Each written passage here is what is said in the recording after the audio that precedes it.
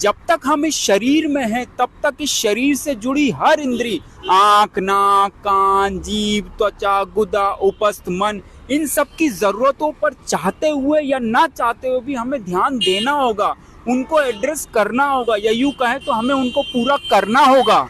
अब इस बात को सुन करके जो भगवान के भक्त नहीं है वो तो खुश हो जाएंगे कि हाँ हाँ चलो यार, एक और स्टेटमेंट मिल गया, एक और बात मिल गई जिसको आगे करके हम अपनी गंदगी, अपनी गंदी हरकतों को जारी रख सकते हैं। लेकिन जो भगवान के भक्त हैं वो दुखी हो जाएंगे कि नहीं यार, नहीं, अब इन इंद्रियों को एंटरटेन नहीं करना चाहते।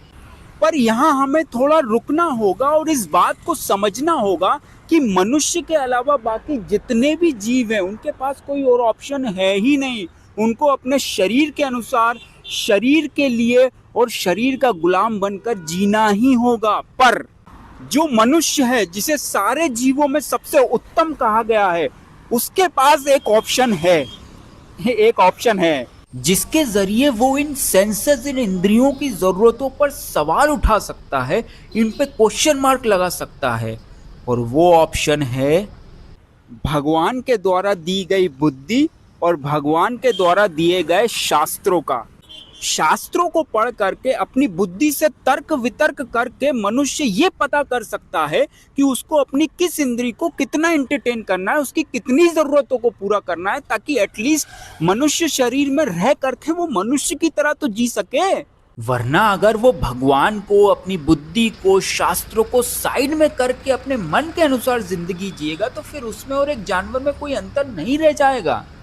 लेकिन बात मनुष्य बनने से भी ऊपर की है कि जब हम मनुष्य शरीर का इस्तेमाल करके मनुष्य शरीर में रहकर भगवान तक पहुंच सकते हैं, भगवान को पकड़ सकते हैं, तो फिर क्यों हम मनुष्य बनने तक ही सीमित रहें? क्यों ना सारी बाउंड्रीज को, सारी दीवारों को तोड़ करके उन तक पहुंच जाएं, उनको पकड़ लें।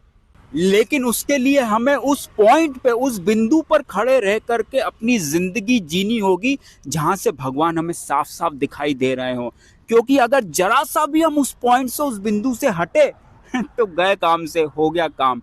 इसलिए डटे रहो उस बिंदु पर, उस पॉइंट पर, मत हिलो वहां से। भले ही शास्त्र भी क्यों ना कह रहे हो कि आप थोड़ा आगे जा सकते हो, लेकिन हिलना मत। और यही भगवान भी कह रहे हैं कि इंद्रियस्येन्द्रियस्यार्थे राग द्वेषो व्यवस्थितो तयोर्न वशमा गच्छेत तो यस्य परिपंथिनो, यानी प्रत्येक इंद्रिय तथा उसके विषय से संबंधित राग द्वेष को व्यवस्थित करने के नियम होते हैं। मनुष्य को ऐसे राग तथा द्वेष के वशीभूत नहीं होना चाहिए, क्योंकि ये आत्म साक्षात्कार के मार्ग में अवरुद्ध